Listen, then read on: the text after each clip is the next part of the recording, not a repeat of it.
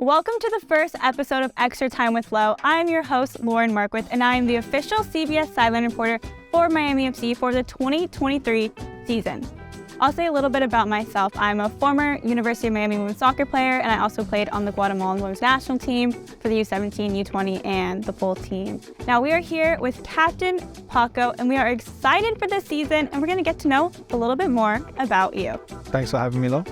Can you talk about yourself, about your journey coming to Miami? Yeah, definitely. It wasn't the first place I came to in America. I arrived here for college first at 19, but after 2020, and everyone knew how that year kind of was, it went a bit weird. That was the year I tried to actually go back to Europe and play. Chose a crazy year to do it. So in 2021 is when I signed officially and came here for the first time. Any other little fun facts you want the fans to know about you? Yeah, some fun facts about me that fans might not know. I think some know already, but I'm half Italian, so I'm fluent in Italian. Grew up going there every year, so that's a big part of me. I have a passport as well. So fluent in Italian, Spanish, a little, poquito. Spanish, un poquito. Okay, yeah, okay. I'm learning. I'm living. You're on Duolingo. Yeah, exactly. When you're in Miami, you kind of, if you don't have Spanish, you're struggling. So definitely been learning just out of environment. Other fun facts, I come from a very musical family. I would say I grew up playing the drums. Still try and keep it as a hobby. But it's been difficult then when football became more professional. But my older brother is a musician, and famously my dad was a big 80s rock star. Wow. So basically next episode, you can come here with your drum set and you can play us a little something? Yeah, if you had the kit out ready, or even a little djembe, a little percussion. Oh! Any kind of drums, percussion, I'm your guy, sure. Definitely. I love that. I need to learn an instrument so you can teach me. Have you got some rhythm? Ooh, I don't know about that. I've tried. I do my best. Yeah. I don't know how to play any instruments, Okay. but I like to dance. You're right. If you can dance, you got the rhythms. Okay. It's a good start. So rapid fire questions. Okay. Coffee or tea? Tea. Oh, Yeah. What kind of tea? Green tea mostly. I've been getting into yerba mate on this side of the continent. No matcha? Matcha's good. I'm a matcha guy too, but then obviously I grew up with English tea, peppermint. But yeah, all teas are welcome. Okay, what are you binge watching right now? What am I binge watching right now? Well, actually, a teammate of mine, Callum, he recommended Jeremy Clarkson's Farm on Amazon Prime. Oh. Because I'm a big agriculture type farm guy, outdoorsy. Okay. And he did a good job with that show, actually. I've been enjoying it. Okay, awesome. Football or soccer? Football, obviously. Okay, okay, obviously, or football? Yeah, football, both, yeah. All the above. So the home opener is right around the corner, March 11th, kickoff 5 p.m. What has the team been doing to prepare for a strong start to the season? Oh, probably a lot of the predictable stuff. We've been working our socks off. We've been doing a lot of team bonding stuff to get together.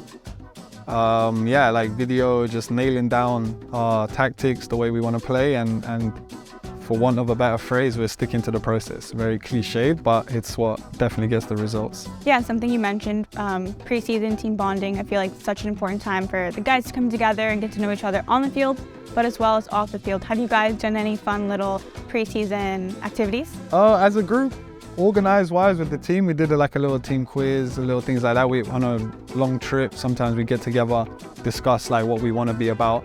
So we have a lot of meetings like that, but extracurricular, I think for this weekend was the first time after a long pre-season that we decided as a group just to hang out and get a bit more social in the evening. That makes sense. And you guys have any of the guys on TikTok? Are they making the younger guys making the older guys do some TikTok dances? Actually, no, that's No. a funny one. I think we don't have the youngest locker room this year, so I think I've been with younger ones, but yeah, no one's really bothered with bringing TikTok stuff into the locker room. I'm sure. So that's where we come in, guys. Yeah, that's absolutely. Where we come in. So TikToks, get ready. Yeah. I mean, we'd be happy to. Anything that's brought to us, we'd definitely like to get involved. But we tend to kind of come in, get our work done, and pat each other on the back and then go.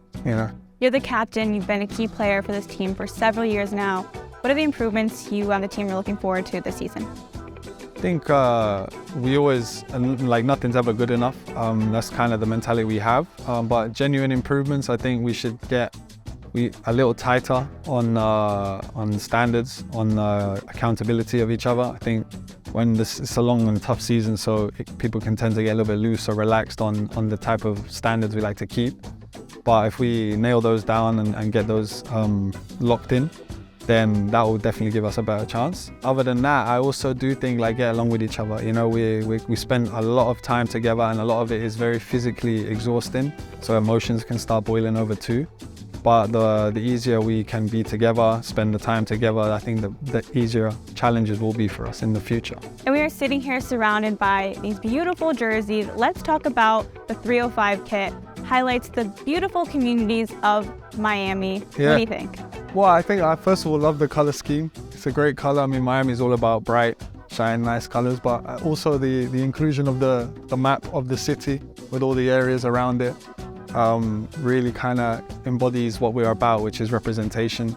And yeah, trying to like do proud to the people and stay loyal to the guys that made us who we are. So. Yeah, and what makes Miami special, it's so diverse. The culture here is so rich. Yeah. Do you have some favorite cities, locations you guys like to go to, or you specifically? Yeah, I've spent a couple of years checking out the area. I do love how mixed it is. That's the one thing I'm drawn to with Miami. It's the first place that has all of the Latin cultures together, not just 2 or 3. You really get every single type. And if you only speak English here, then you're not going to survive, which is a really cool thing. But in terms of areas, I would say Coconut Grove, one of my favorites down here. A lot of good places to eat, very nice neighborhoods to live. Let's talk about the food, the culture, the food. Absolutely. Do you have a favorite type of Latin food? Yeah, it's very hard. Again, I'm very good. satisfied. I've been to so many different types, all different qualities as well, expensive or cheap. They're always gonna satisfy you. I honestly think the local ones, the hole in the walls, are the best type of food. But so you don't have a favorite Latin food? I would have to. The combo I'm liking the most, kind of, because it's done like at the highest level, probably would be Peruvian, Japanese. That's mine. You know, when they mix Peruvian with the Japanese a little bit, I start to get pretty happy. Oh, me too. That is probably my favorite one too. Definitely. And now let's look at our third kit, La Cultura. It is beautiful. Like you said, all the colors that they're using on these kits, I mean, I know it's our colors, but the blue, the orange, and you said you had a little fun fact about the bird here? Yeah, actually that's the kingfisher, which comes down here. I think it's migratory, I've heard. So it comes down for the cold months, but it's cultural to the area. And this kit too, it represents all the communities here in Miami. We got Doral, we got Sweetwater, close to home, where you guys practice, where you guys train. Talk to me about these two. Well, Doral is actually the place I moved to this year, which makes a change. I was a bit more of a city boy the last 2 years, but it's 10 minutes away from the training grounds, which is massive, and it's a really pleasant, relaxing residential area. So kind of takes you away from the hustle and bustle of the city a little bit, which is cool. And of course, Sweetwater is where we train and play. So that is probably the closest to home that we can get. The big reason, why we do this is for the fans, the community. What is the message you want to tell our fans before the 2023 season kicks off? Well, I'd like to firstly let the fans know that they need to be ready for a massive show. We definitely come here to win. We expect a lot of entertainment and excitement for you guys at home games and away games when you're tuning in on the local TV and the CBS station that will also just be representing what we're about. Everyone from Miami knows the type of energy we have here, and we expect to embody that on the field. And of course, bringing back a trophy. So game on Saturday, what are a couple things we should look out for, fans should look out for? I think Coach is quite entertaining to watch.